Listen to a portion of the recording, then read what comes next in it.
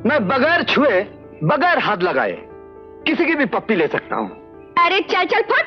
माँ कसम, झूठ बोलूं तो तुम्हारा मुंह काला। दोस्तों आज हम जानेंगे मिथुन चक्रवर्ती की लव लाइफ के बारे में। मिलके ना होंगे जुदा जुदा, किन किन लड़कियों के साथ उनके रहे अफेयर।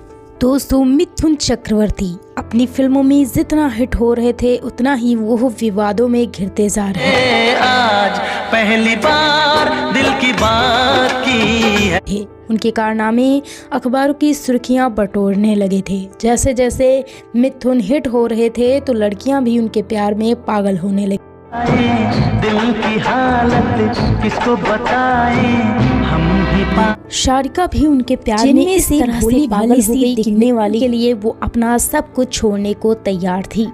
लेकिन मिथुन दा इस पर भी नहीं पिघले। इसके बाद मिथुन का नाम पद्मिनी कोल्हापुरी के साथ जोड़ा गया। दोनों ने एक साथ फिल्म प्यार झुकता नहीं में काम किया और दोनों की नजदीकियां बढ़ी। बचपन थी, लजाना छोड़, अब कुछ खिला पिला, सारा तन भूख से जल रहा है। इसके बाद दोनों ने कई और फिल्मों में एक साथ काम किया और एक दूसरे के प्यार में गोते लगाने लगे। लेकिन धीरे धीरे पद्मिनी कोल्हापुरी फिल्मों में जरूरत से ज्यादा बोल्ड सीन देने लगी और सुर्खियां बटोरने लगी और विवादों में भी फंसने लगी। इसलिए मिथुन ने उनसे दूरी बना ली।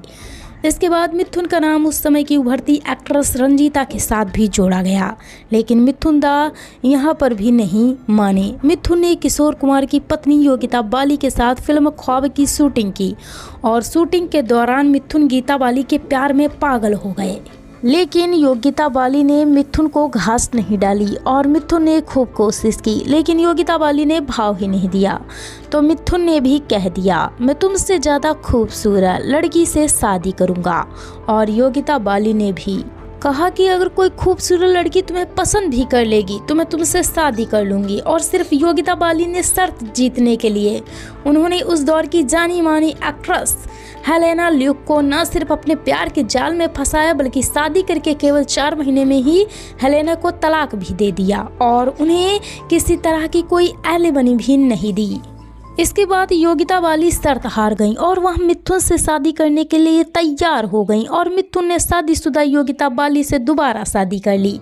लेकिन किशोर कुमार मिथुन के इस तरह उनके घर को बर्बाद करने के कारण उनके दुश्मन हो गए और उन्होंने मिथुन को किसी भी फिल्म में गाना न गाने की कसम खा ली। मिथुन योगिता बाली के साथ खुशी खुशी रही और फिल्मों में भी धड़ाधड़ काम करते चले गए। उनके 2 बच्चे हुए, सब कुछ ठीक चल रहा था और तभी उनकी जिंदगी में आई श्रीदेवी। फिल्म जाग उठा इंसान की शूटिंग के दौरान मिथुन की मुलाकात श्रीदेवी से हुई और दोनों की नजदीकियां बढ़ गई। तो भी बेकरार, मैं भी बेकरार। दोनों के किस्से बॉलीवुड में गूंजने लगे और उस समय श्रीदेवी की सगाई एक टेनिस प्लेयर से हो चुकी थी और मिथुन भी 2 बच्चों के पिता थे। लेकिन फिर भी दोनों अपने अपने पार्टनर को धोखा देने लगे और मिथुन ने भी श्रीदेवी की सगाई तोड़वा दी। एक दावे के अनुसार 1985 में मिथुन और श्रीदेवी ने गुपचुप तरीके से एक दूसरे से शादी भी कर ली थी।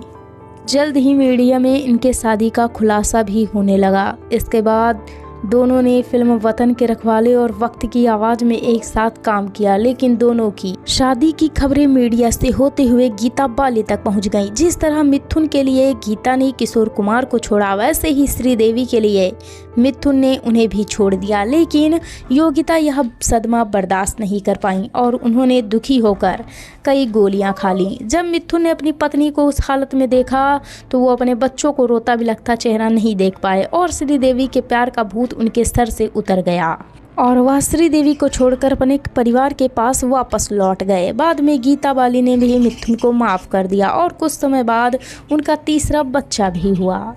श्रीदेवी से उनका रिश्ता खत्म हुआ। इसके बाद दोनों ने एक साथ कई फिल्मों में काम किया। उनकी एक फिल्म थी जो गुरु, उस समय शूट हुई थी जब दोनों रिश्ते में थे। फिल्म में दोनों के बीच कई इंटीमेट सीन थे, लेकिन जब दोनों अलग हुए तो श्रीदेवी ने उस डायरेक्टर से सीन हटाने को रिक्वेस्ट की। लेकिन मिथुन ने कहा कि फिल्म से कोई भी सीन नहीं हटाया जाएगा। फिल्म उन सभी सीन्स के साथ रिलीज हुई और श्रीदेवी से मिथुन की झड़प हो गई, जिसके बाद दोनों ने कभी भी साथ काम नहीं किया।